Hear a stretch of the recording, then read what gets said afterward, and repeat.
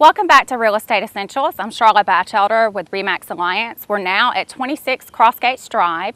Crossgates is located in Brandon. It's a well-established older neighborhood, but one of the advantages of buying an older home is that you get a lot of square footage for the money. This house has been tastefully updated. It's move-in ready. Another advantage to Crossgates is they actually have a swimming pool in the neighborhood, and you can join for a small fee during the summer. So if you have kids or you want to exercise. Also, just within steps is a walking trail at Rankin Medical Center. So if you like to walk and exercise, there's a fantastic walking trail there. We're going to go inside now, and I'm going to show you around, and we're going to be joined by Luke Billman with Home First Mortgage and Bobby Moorehead, real estate attorney. I want to show you some of my favorite features of this house. It's a large house, 2,400 square feet. It would be perfect for a big family, but it would also be great for a home business, just thinking outside the box. Here we have a formal living room, dining room. If you needed a home office space or a game room for the kids, this would be the perfect space. A lot of people nowadays don't use a dining room. They don't eat formally, so you could really use this as flex space. We're going to walk in here and look at the kitchen.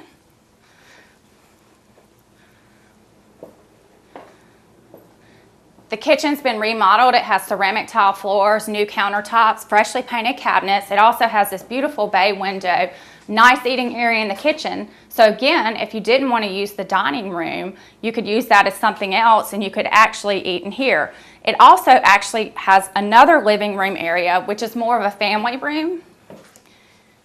And here we have vaulted ceilings, new carpet, built-ins to display. And I also want to show you there's another bonus room to the house, so even more space. This room is actually used to be a garage, but it's been enclosed and converted into a bonus room, game room. There's all kinds of options for this space. If you ran a home business, people that sell things on eBay, you could run a home business out of here very easily. There's also the cut through from the kitchen that you just saw. And I want to walk you outside. Even though this area was enclosed, they actually built a two-car separate garage that has a workshop area. So we're going to step outside for a second.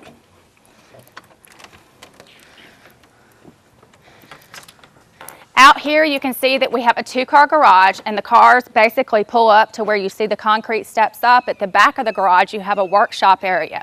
So if you had a contracting business, if you needed a place for extra storage, if you like to do woodworking, this would be the perfect area.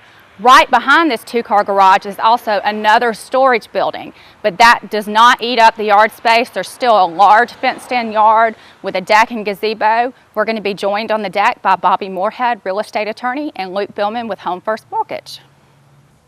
I'm joined now in the large backyard. It's fenced with a large deck and gazebo, and I'm joined by Luke Billman with Home First Mortgage and Bobby Moorehead, real estate attorney.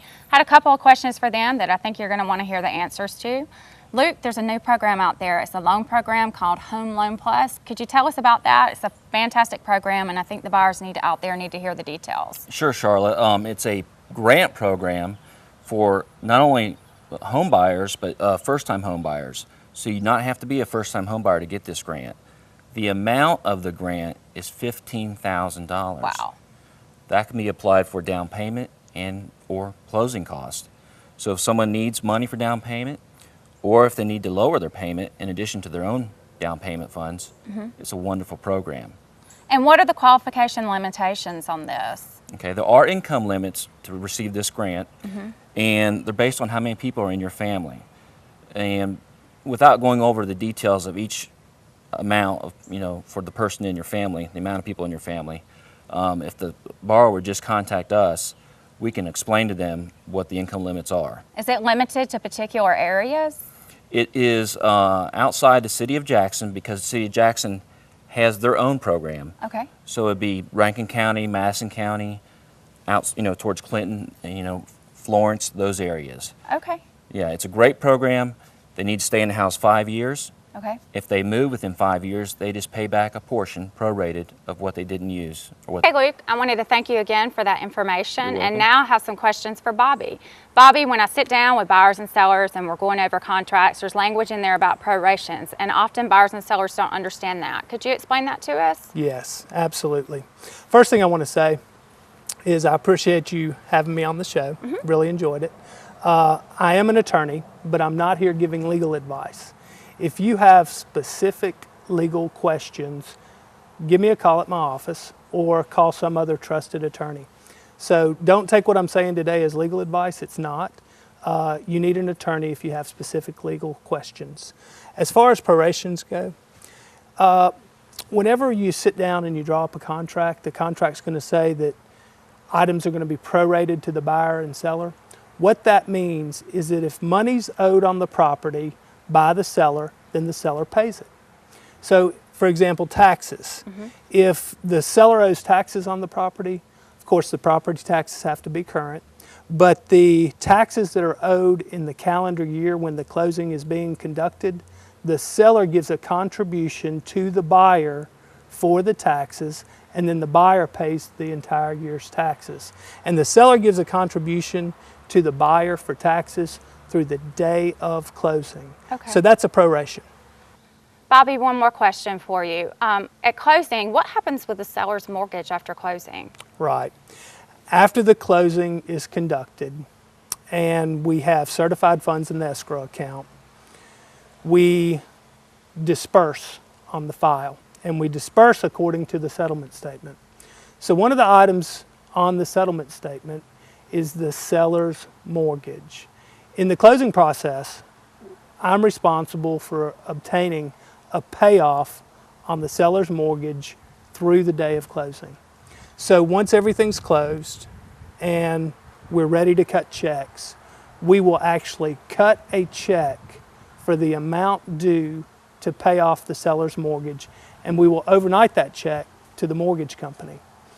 We will also occasionally wire the money to the mortgage company. Some mortgage companies require a wire for their payoffs. So we make sure that the seller's mortgage is paid off and that the buyer doesn't get a piece of property that has an unpaid mortgage on it.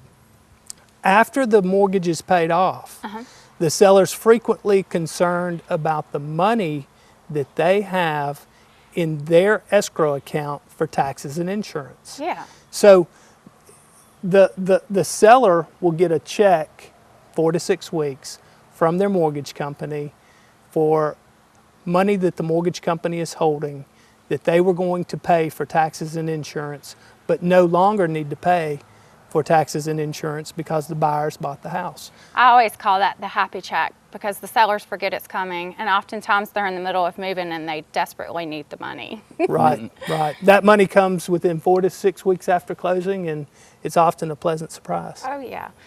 Bobby, I wanted to thank you again for joining us, and Luke, I appreciate both of y'all being here today.